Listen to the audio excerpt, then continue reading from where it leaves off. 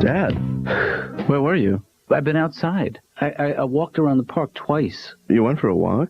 Don't lie, Dad. No, I'm not lying. I took a walk into the park, and it felt great. You know the runner's high? Well, I forget I don't know what they call it. The runner's high? Yeah. Let me sit down for a second. Dizzy?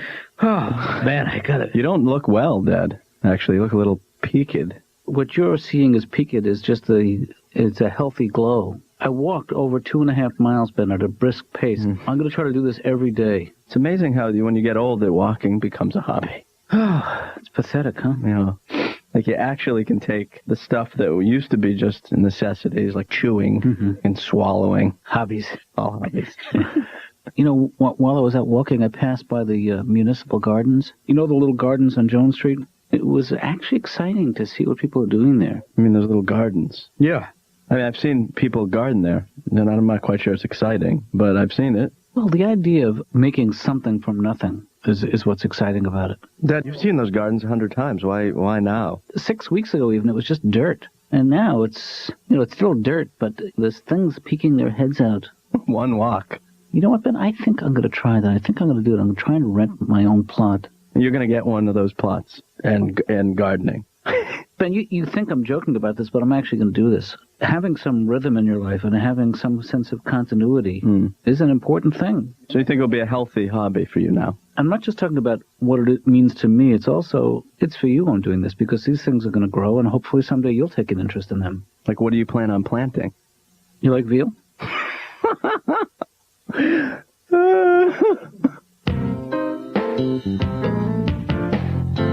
Hey, Laura. Yeah? Do you know anything about gardening? Not really. I'll tell you why I'm asking, because you know the city gardens where you can rent space? Yeah? I was actually thinking about getting a little plot and Really? Oh, yeah. I actually am going to go do it, Laura. I really am. I'm looking forward to it. Dr. Katz, I just can't imagine you, digging in the dirt on your hands and knees. No shirt? Does that help? No, I really... Tank top? No. Pasties? Ew. Hi, my name is Mitch Hedberg. I'm coming in to see the doctor at 11 o'clock appointment. I'm sorry, what? I mumble a lot. Did you hear anything I just said?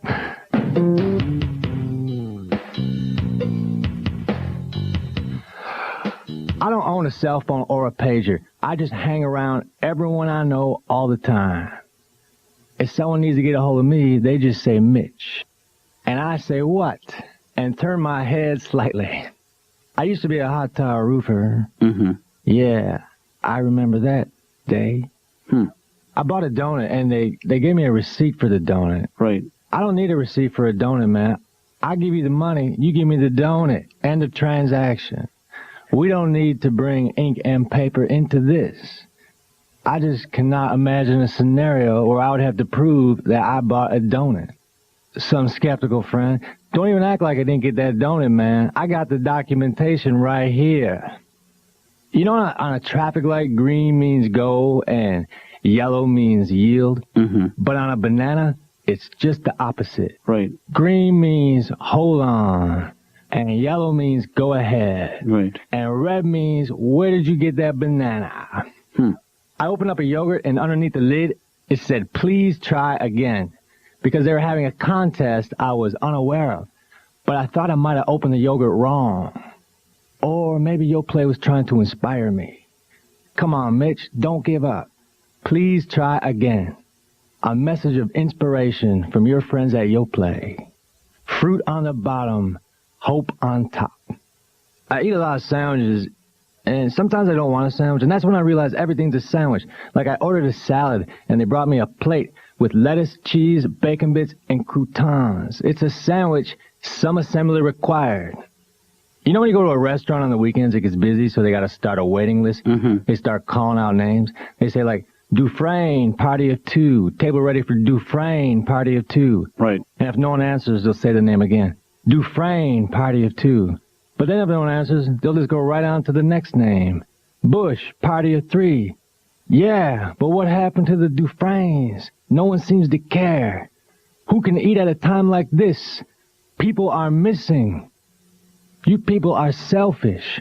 The Dufresnes are in someone's trunk right now with duct tape over their mouth, and they're hungry.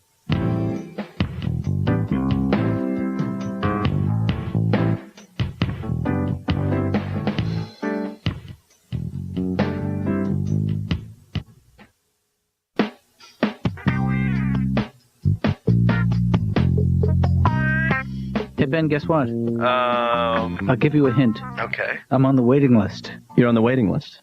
For the gardens, Ben. You're on the waiting list. Yeah. Congratulations. How long did they say you might have to wait? Well, it could be anywhere from 6 weeks to 3 years. Well, I'm very happy, actually, that you're on, because I have some good news, too. No, what's that? Well, I bought you a whole bunch of gardening equipment over at the garden supply shop. Oh, great. Great. What'd you get? Well, I just got you, sort of the standard stuff. I got you a garden bag. Mm-hmm. I got you some small garden shovels of different sizes. Mm-hmm. I got you one of those, it's like a fork, a huge fork. Oh, I know what you mean. It's like, that tears up the dirt. The dirt. Yeah.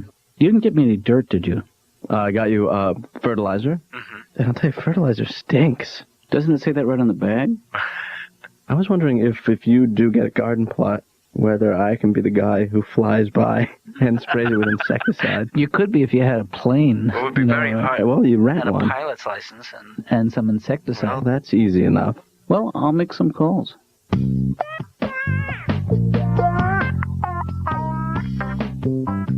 Matt Siegel, here to see Dr. Katz. Could you have a seat, please? Okay. You know, I'm recently divorced and I'm in a lot of pain. Yeah, I heard. What do you mean you heard? Well, you talked about it on the air. I did? Yeah. Oh, God.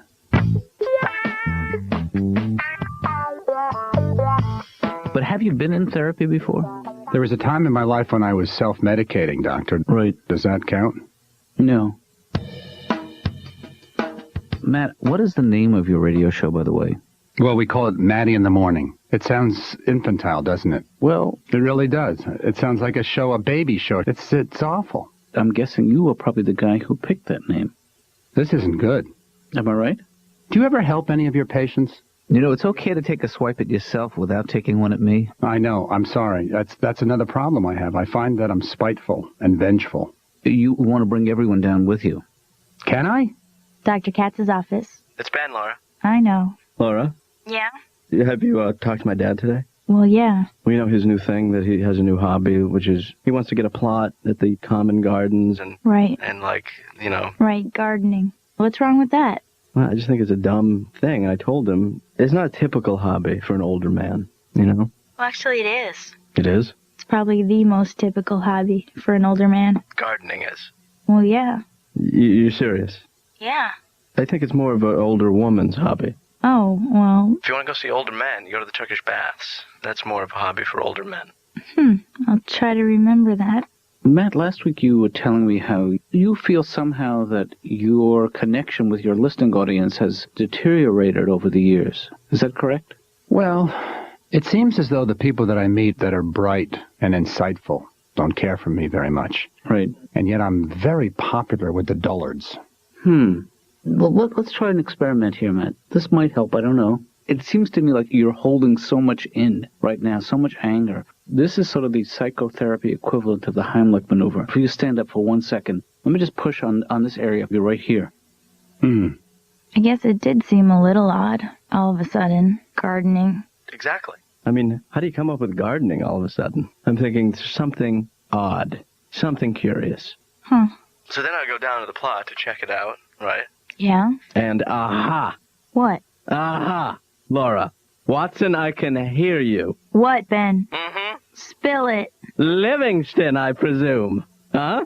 Ben? Yes, Laura. What? All right, well, I go down there, right? Yeah? And Shazam! But I go down to the plot, right? Yes, and? To the public gardens by Jones Street. And? And I go check out the plot he was looking at. Right. And right at the plot next to the one he's looking at, Greta. Who's Greta? An older, very distinguished-looking Scandinavian woman. Yeah? Apparently divorced, blonde hair, very attractive, leggy. Oh. So I realized that it had nothing to do with gardening. My dad just wants to meet a woman. Well, I mean, what's wrong with that? That's kind of sweet. That's ridiculous, Laura. You don't go to a public garden to meet a woman. Well, where else are you going to go? Well, you don't know where she's been. Oh, she's been in the garden. Look, it's just no way to meet somebody. I would have done it differently. Well, Ben, I don't really think that you're one to be giving advice on how to meet women. Well, In fact, I think that it's a great idea. I mean, kind of sweet and romantic for somebody to be willing to look foolish just to get to know a woman that they might be interested in. So you'd be charmed by, if somebody, You know, the people who tuck in their shirt and then zip up after, and there's a little bit of shirt hanging out of the zipper.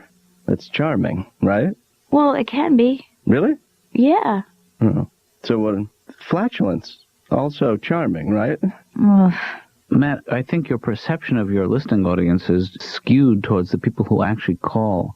So you're telling me that the people who don't even have the strength or the wherewithal to dial the phone are the actual core audience?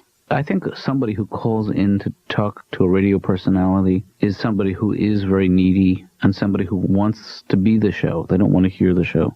Why are you fixated on who calls radio stations? I come here in personal pain. I mean, are you fascinated with my profession, Doctor? Not fascinated. It's an interesting choice you've made. It's a lonely life, you know. You sit in a little room and you talk to no one. You talking about now? There are parallels, I have to say. It's true.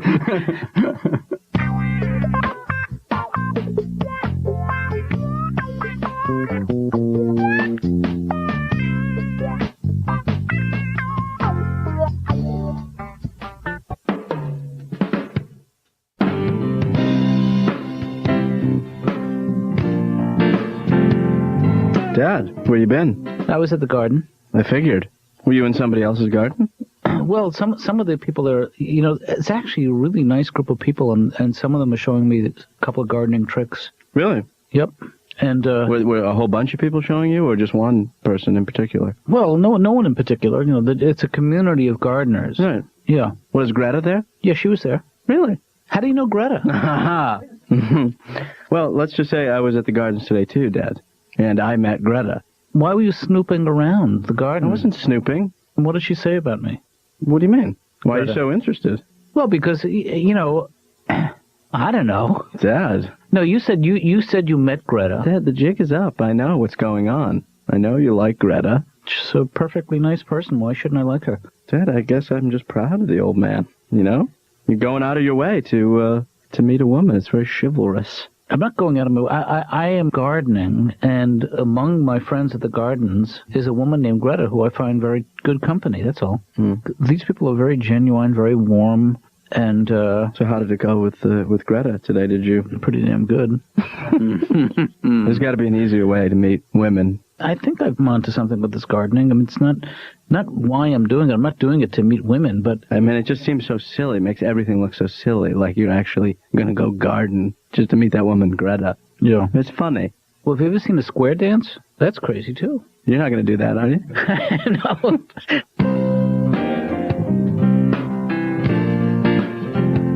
People in the parade are cocky, you know. They think that they have attracted an audience, but really it's just people waiting to cross the street. Right. I could attract a crowd, too, if I stood in everybody's way. I got into an argument with a girlfriend inside of a tent. That's a bad place for an argument, because then I tried to walk out and slam the flat. That's tough. How are you supposed to express your anger in this situation? Zipper it up really quick. I was standing by the door, and a security guard came over. He said, "You're going to have to move. You're blocking the fire exit." As though if there was a fire, I wasn't going to run. If you're flammable and have legs, you are never blocking a fire exit. Right. I like an escalator, man, because an escalator can never break down. It can only become stairs. Right. There'd be no sign that says escalator temporarily out of order, just a sign that says escalator temporarily stairs. I was working at the Riviera Hotel in Las Vegas, and there was 4 comedians on the bill, and we all had similar hair because we were all using the Riviera in-house shampoo. Right. It's 2-in-1 shampoo, and 2-in-1 is a bad term because 1 is not big enough to hold 2. That's why 2 was created. If it was 2-in-1, it would be overflowing. I think foosball is a combination of soccer and shish kebabs. Foosball ruined my perception of soccer. I thought you had to kick the ball and then spin round and round. I can't do a backflip, much less several, simultaneously with 2 other guys that look just like me. There's something about planting seeds and coming back every day and seeing how they're doing, nurturing. It's the getting out of the house, the sunshine, the sense of community. Come on, Katz. Katz, what's the catch here? What do you mean catch? Why are you so suspicious all the time? You know, maybe Jonathan is just looking for a nice hobby. Thank you, Julie. Gardening is definitely something that can relieve stress, rejuvenate the soul. Right, Jonathan? No, I mean, sort of. I mean, I'm doing it for relieving stress. See? But I also enjoy watching this particular woman digging up the dirt. Jonathan? In fact, I think that's the part that rejuvenates my soul. I know it. You're doing it for a woman. All right, so it's not about growing anything. You're just trying to get close to this woman. Well, and she has a gardening plot there. Yeah, she has a plot, and she's been showing me a couple of tricks. Hadley, he takes the seeds. She goes like this. Baby wants a new pair of shoes. Then she puts them in the ground. She said a lot of it's just luck.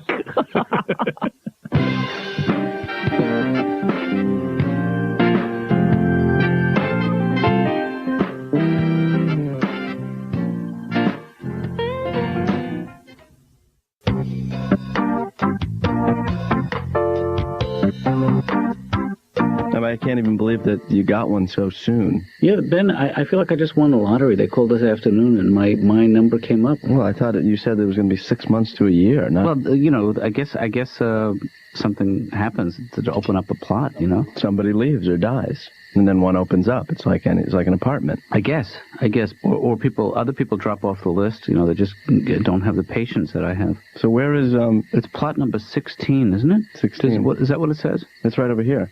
Wait a second. This is your plot? No, that can't be that plot, because that's Greta's plot. That's right, I remember. It's got to be some kind of mistake, Ben, because this is 16. So Greta's apparently gone. Yeah. She must have left and moved out. Well, she wouldn't have just moved out without saying goodbye. Are you hurt by it? Of course I'm hurt, Ben. I'm devastated. Well, Dad, you know what? You could have... It might as well have happened this way. I think it was easier on you. Number one, you don't have to garden now. True. And, two, you save yourself from getting hurt later. We can't go through life afraid of being hurt, because that way you won't know love. These relationships have a cumulative value. A little bit of love here, of caring here. It adds up to nothing at the end of the day. You're home alone. These are tough times for you. Oh, man. I don't know what you're going to do without all the walking and the gardening. I was thinking about getting a cactus. What do you think about that idea? Well, we certainly have the fertilizer.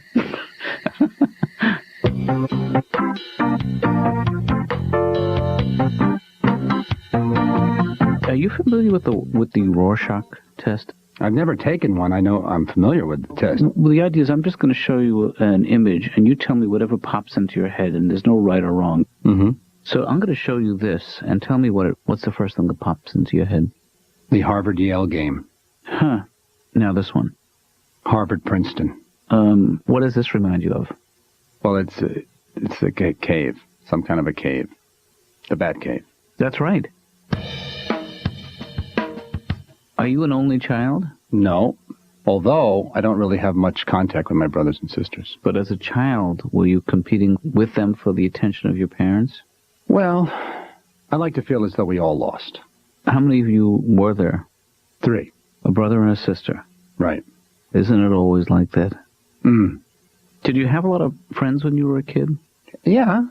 Interestingly, I'm friendly with a lot of my childhood friends. You still maintain relationships with them? Well, that's the good news. Yeah. The bad news, I don't seem to have made a new friend since I was 7 or 8 years old. See, I don't know why that's bad news. It just says that you are a guy who is loyal. Right. Who likes to take things as far as they can go. Mm-hmm. And who can't make new friends.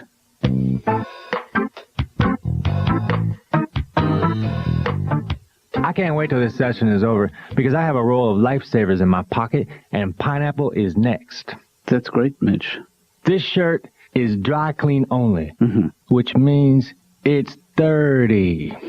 I wrote a script and I gave it to a guy who reads scripts, and he read it and he said he really likes it, but he thinks I need to rewrite it.